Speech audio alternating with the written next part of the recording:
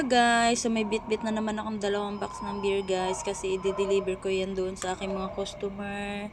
So waiting na lang ako na magbukas yung elevator. Ayan na, bumukas na. At ang kagandahan lang pag nasa elevator ka guys, uhay daw muna kasi maliwanag ang ilaw.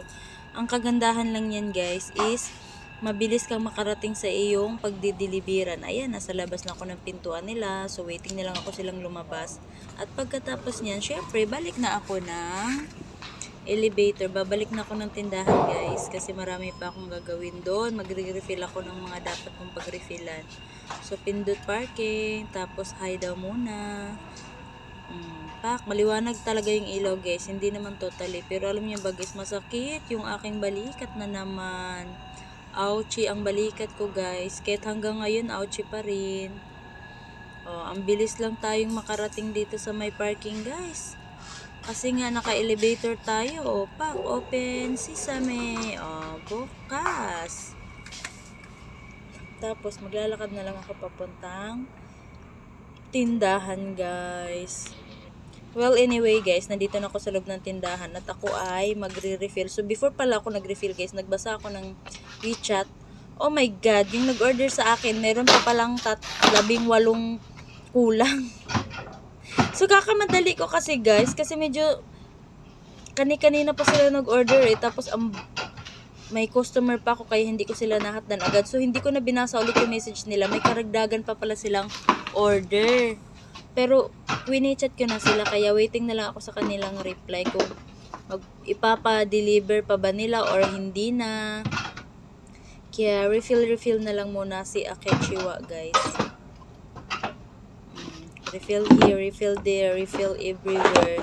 At ayun na, nag-WeChat na sila guys. Kaya ito na naman ako magdi-deliver sa loob ng elevator.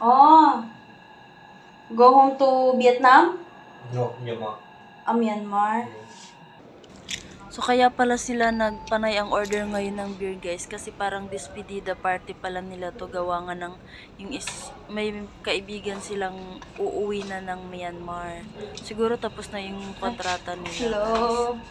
Bawas na naman ang aking mga customer guys. Yung mga nakaraan nga sobrang dami ng umalis. Mga 50 plus ata. Lumipat na sila ng ibang matitirhan. Tapos guys, pagkatapos ko sa kanilang mag-deliver ng syempre, nandito na naman ako sa loob ng elevator at ako ay palabas na bago ako umuwi guys, naiihi ako. Siguro dahil sa kakalakad-lakad ko, kaya CR na muna ako guys. So ayan na, babalik na ako ng tindahan kasi patapusin ko yung aking nasimulan. At ayan na guys, magre-refill na ulit ako ng mga beer. Gusto ko na kasing magpahinga. I want to sit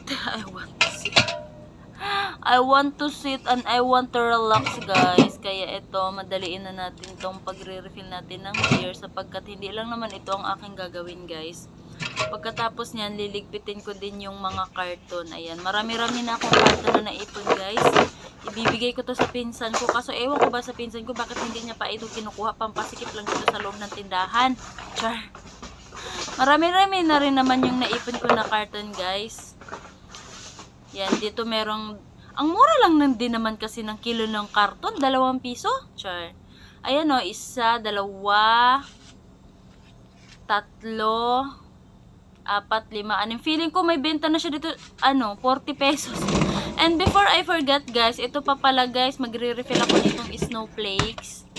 Re-refillan ko din pala ito kasi nga dito sa kabilang lagayan, hindi na siya puno. Kaya ililipat ko siya dito sa kabila guys. Para ito malagyan ko naman siya ng panibago, yung hindi malamig. Para may lalamig naman ulit. Ang hilig nila sa alak na ganyan guys, yung mga customer ko. Very, very mahilig. O, diba? Magre-refill ako ng 2 box. O, diba? Saglit lang ang buhay. Parang life wither lang. Wither lang. Dan akong mag-refill nito guys. Gusto ko munang umupo. I want to sit guys. I want to relax. I want to rest. Feeling yarn. Dahil tapos na akong nag-refill, punta na ako dito sa aking favorite spot. At dito naman ako ay uupo-upo. At ako ay magpay-pay-pay-pay. So, if you can see my face, guys, it's very tired na talaga. So, haggard is real. Pay-pay-pay-pay lang. Pagkatapos ko magpay-pay, guys, ayun na, may nagpa-deliver na naman, guys.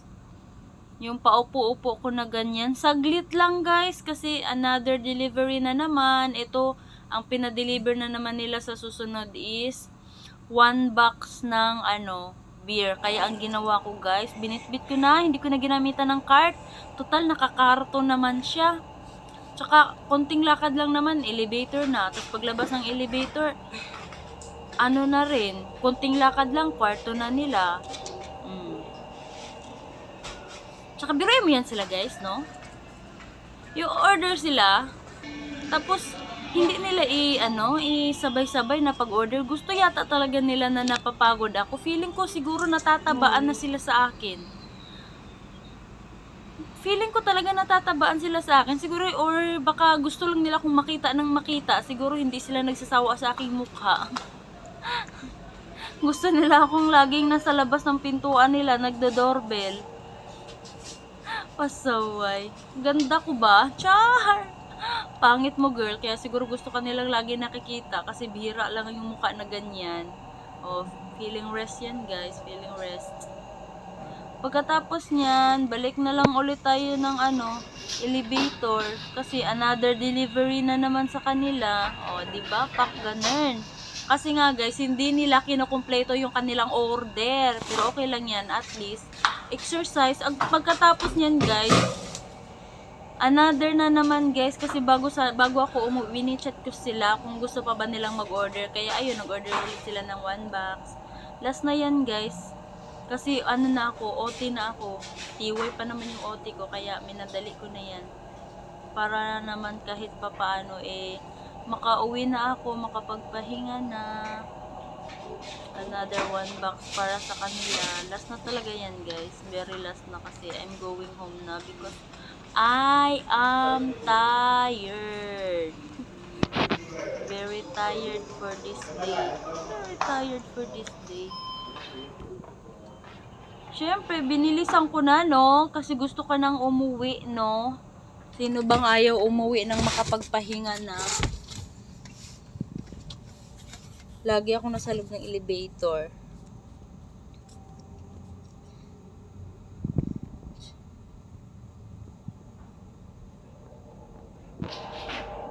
Bukas na yung elevator. Yay!